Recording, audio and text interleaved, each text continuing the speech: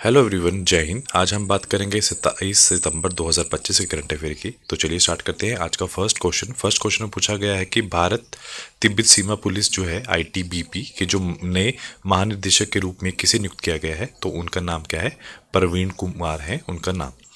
उसके बाद अब फैक्ट्स जान लेते हैं। ITBP Indo Tibetan border police. तो भारत तिब्बत जो सीमा पुलिस के जो नए महानिदेशक जो डीजी के रूप में आए हैं, उनका नाम है प्रवीण कुमार। और ये भी आप याद रखोगे कि जो ये नेतृत्व करेंगे 30 सितंबर 2025 से करेंगे, ये एक आईपीएस अधिकारी हैं। और इन्होंने किसका जगह ली है? इन्होंने जगह ली है राहुल रास गोत्रा की इन्होंने स्थान पर जो पदभार ग्रहण करेंगे। तो आईटीबीपी के बारे में जानते हैं। इंडियन तिब्बतियन बॉर्डर पुलिस स्थापना कब हुई है? 4 अक्टूबर 1962 को। और जो मुख्यालय है आईटीबीपी का वो नई दिल्ली भारत में है। और जो इनका मोटो है वो है शौर्य, दृढ़ता, कर्म निष्ठा। ठीक है। अगला क्वेश्चन पूछा गया है कि हाल में ही केंद्रीय औद्योगिक सुरक्षा बल सीआईएसएफ के जो महानिदेशक बनने के रूप में किसे नियुक्त किया गया है? तो वो है प्रवीर रंजन है। आप किसमें कंफ्यूज में होंगे? परवीन है, एक परवीर है। ठीक है, इसमें there is no confusion over there.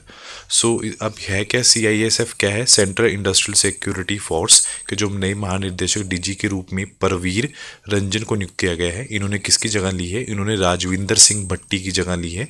और उनका पदभार जो है वो ग्रहण करेंगे। तो उनका जो कार्यकाल रहेगा वो 31 जुलाई 2029 तक रहेगा। उसके बाद सीआईएसएफ है क्या? इसकी फुल फॉर्म है सेंट्रल इंडस्ट्रियल सिक्योरिटी जो है फोर्स, जो स्थापना हुई है 10 मार्च 1969 को। स्थापना दिवस मनाते हैं ये 10 मार्च को। जो मुख्यालय है वो दिल्ली में है। और जिनका मोटो है संरक्षण एंड सुरक्षा, प्रोटेक्शन एंड सिक्योरिटी। अगला क्वेश्चन पूछा गया है कि हाल में ही जो हमारे रक्षा मंत्री हैं राजनाथ सिंह हैं, उन्होंने आत्मनिर्भर भारत पहल के तहत अफ्रीका में पहले भारतीय जो रक्षा जो विनिर्माण संयंत्र का उद्घाटन किस देश में किया है? तो उन्होंने ये जो उद्घाटन किया है वो मोरक्को के अंदर किया है। उसके बाद जो रक्षा मंत्री राजनाथ सिंह ने 22 सितंबर 2025 को आत्मनिर्भर भारत की पहल तहत अफ्रीका में भारत का पहला रक्षा जो संयंत्र मोरक्को में उद्घाटित किया है। यह संयंत्र टाटा एडवांस सिस्टम द्वारा बैरीचीद में स्थापित किया गया है। ये आप याद रखोगे कि जगह का नाम। और यहाँ पे वो जो व्हील्ड आर्मर्ड प्लेटफॉर्म का भी निर्माण करेंगे। अब मोरक्को के बारे में जान लेते हैं। जो राजधानी है वहाँ की राबत है। मुद्रा क्या है? मोरकन दिरहाम है। राजा कौन है? मोहम्मद 5 हैं। और जो प्रधानमंत्री हैं वहाँ के अजीज अखनोचा है वहाँ के प्रधानमंत्री। अगला क्वेश्चन पूछा गया है कि हाल में ही सितंबर 2025 में प्रधानमंत्री मोदी ने किस गांव को भारत का चौथा पूर्ण ग्राम सौर ग्राम मतलब सोलर विलेज के रूप में समर्पित किया है? तो वो है जो धोरदो है, गुजरात के अंदर है। ये इंडिया का 4th गांव है जो पूरी तरह से सोलर विलेज पे मतलब सोलर इलेक्ट्रिसिटी के ऊपर डिपेंडेंट है। उसके बाद अगला क्वेश्चन पूछा गया है कि हाल में ही Anushka Thakur ISSF junior world cup 2025 New Delhi में जो आयोजित में महिलाओं में 50 मीटर प्रॉन राइफल स्पर्धा जो हुई है उसमें कौन सा पदक उन्होंने अपने नाम किया है? तो उन्होंने गोल्ड मेडल उसमें जीता है। उसके बाद कुछ और भी फैक्ट्स है कि अनुष्का ठाकुर है वो उन्होंने आईएएसएफ junior world cup 2025 New Delhi के अंदर महिलाओं में 50 मीटर प्रॉन्स राइफल इवेंट में गोल्ड मेडल अपने नाम किया है।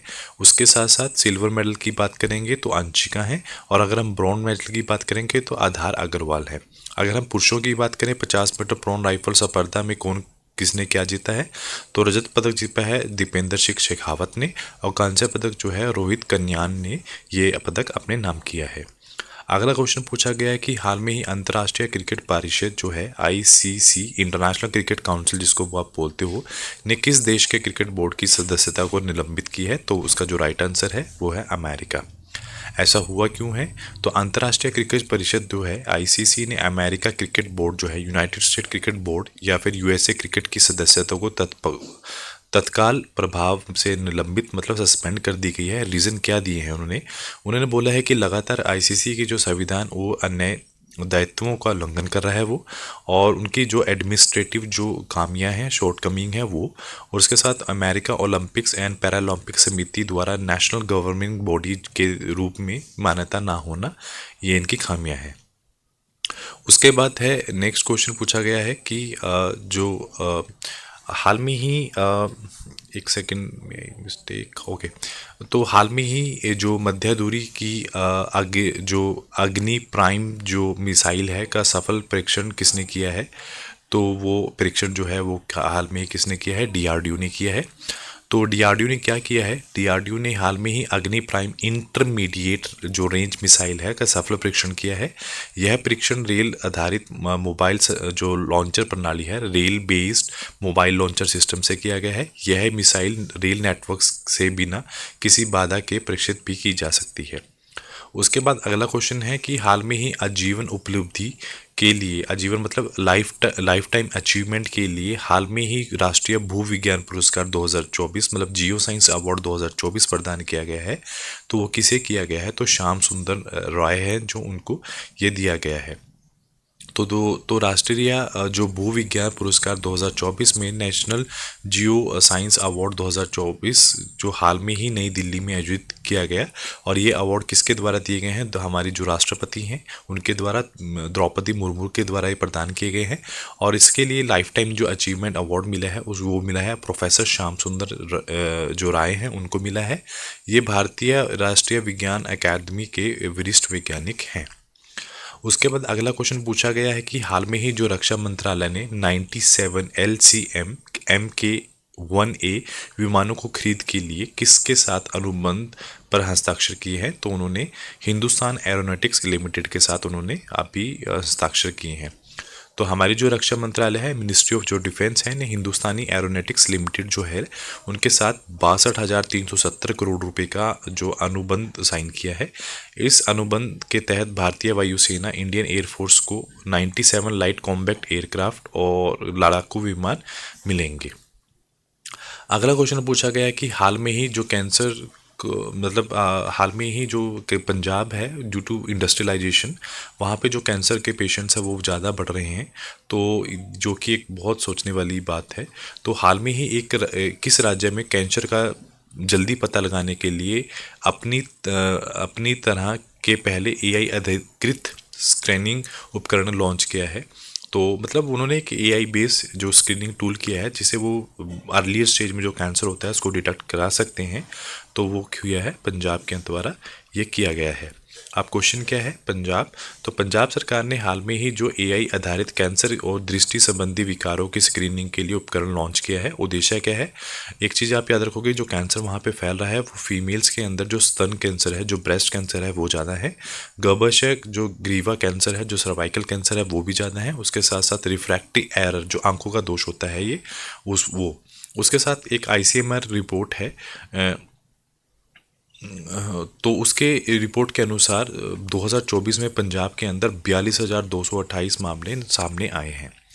अगला क्वेश्चन पूछा गया है कि हाल में ही जो 7वां जो फ्यूचर फूड फॉर्म है 2025 का वो कहाँ आयोजित किया गया है? वो दुबई के अंदर आयोजित किया गया है। अब हुआ क्या है? दुबई के अंदर कहाँ आयोजित किया गया है? वो कब किया गया है? वो 23 से 25 सितंबर दुबई में आयोजित किया गया।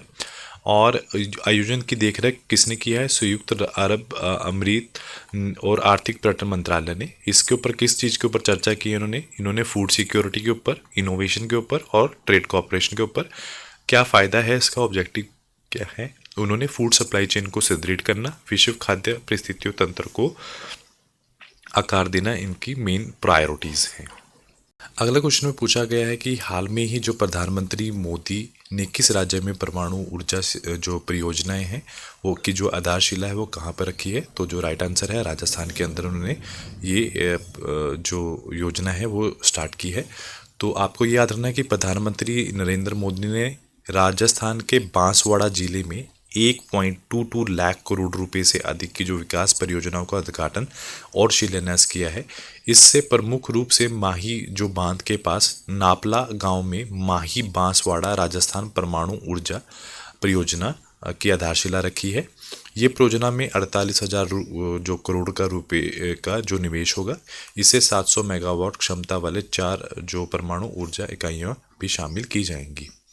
अगला क्वेश्चन पूछा गया है कि हाल में ही जो महानियंत्रिका संचार लेखा के पद पर किसे नियुक्त किया गया है? तो उनका जो राइट आंसर है वो है वंदना गुप्ता को अभी रिसेंटली नियुक्त किया गया है।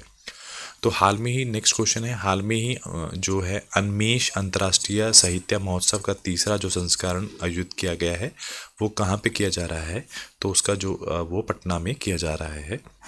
अब इसमें हुआ क्या है, जो एशिया का सबसे बड़ा अंतर्राष्ट्रीय साहित्य उत्सव है अनमेश का तीसरा संस्करण 25 से 28 सितंबर 2023 तक पटना में आयोजित किया गया। उसके बाद ये 25 तक आएगा, सॉरी। इस आयोजन अकादमी में भारतीय जो संस्कृति सरकार के संस्कृति मंत्रालय और बिहार सरकार का सहयोग से किया गया। इस महोत्सव में 16 देशों के लगभग 550 प्रतिभागियों ने हिस्सा लिया।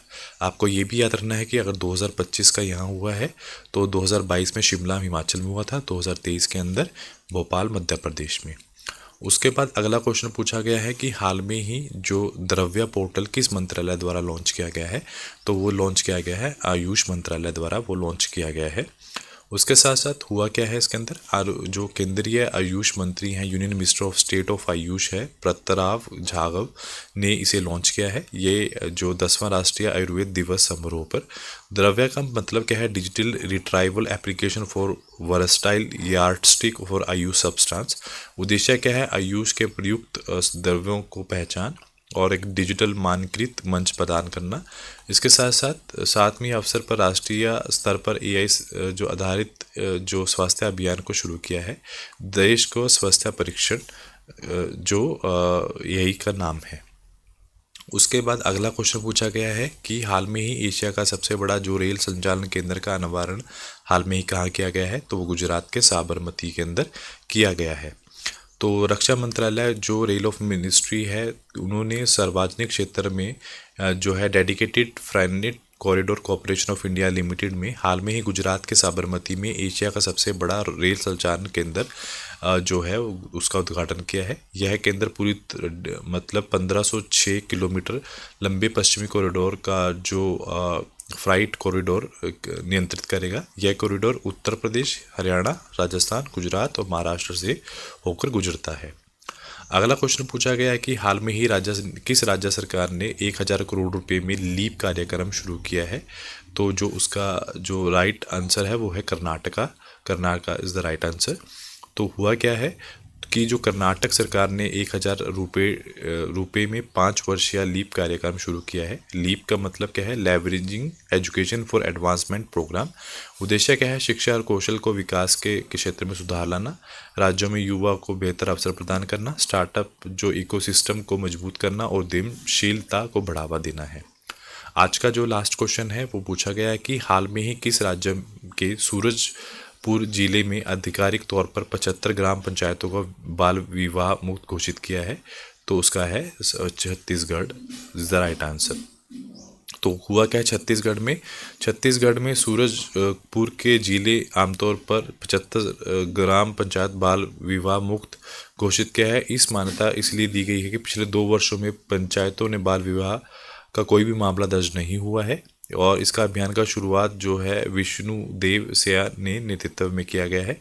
यूनिसेफ ने इस पहल को तकनीकी सहयोग प्रदान किया है। अभियान का नाम है बाल विवाह मुक्त छत्तीसगढ़ अभियान और जिसकी शुरुआत जो है 10 जुलाई 2024 से शुरू हुई थी। आज के लिए इतना ही। Do like share and subscribe my channel. Thank you so much.